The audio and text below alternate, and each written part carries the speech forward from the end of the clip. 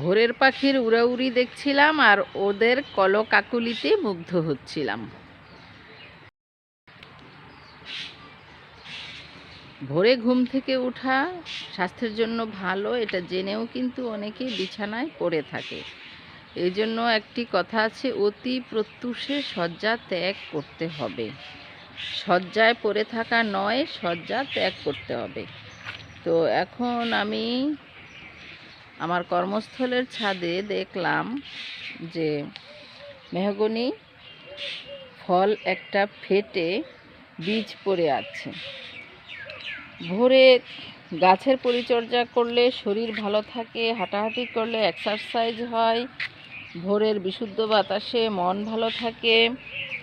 আর বিশুদ্ধ বাতাসের স্নিগ্ধ পরিবেশে যদি নিঃশ্বাস নেওয়া হয়, সেই নিঃশ্বাসে ফুসফুস ভালো থাকে।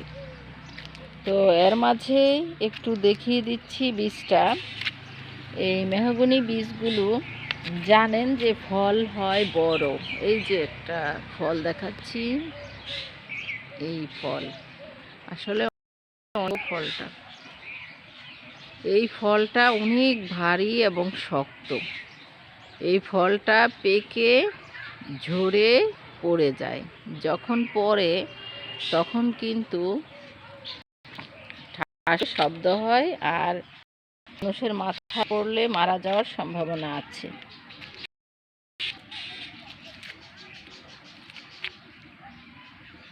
এই যে বীজ,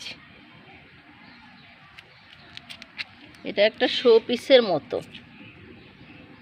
এটা হচ্ছে গাছের সাথে লেগে থাকার বোটা আর এই খসখসে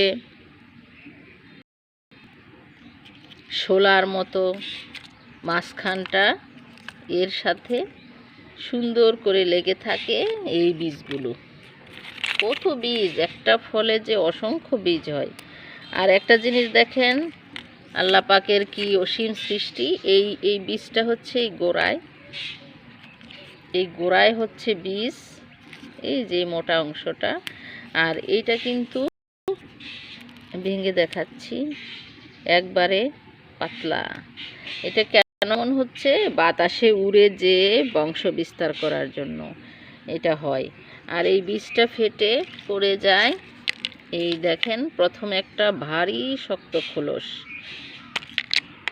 অনেক শক্ত, তার উপরে আরেকটা খোলস, এর চেয়ে একটু পাতলা, তবু এটাও শক্ত। কি সৌন্দর্য! তারপরে বীজগুলো সুন্দর সাজানো থাকে। এটা ফেটে পড়ে যেয়ে বিচ্ছিন্ন হয়ে গিয়েছে। এগুলো থেকে আমাদের একটা উপকার হচ্ছে যে মেহগনির বীজ কিন্তু একটা কীটনাশক। মেহগনির বীজ থেকে যে তিতা রস বের হয়, সেটা গাছের কীটনাশক হিসেবে কাজ করে।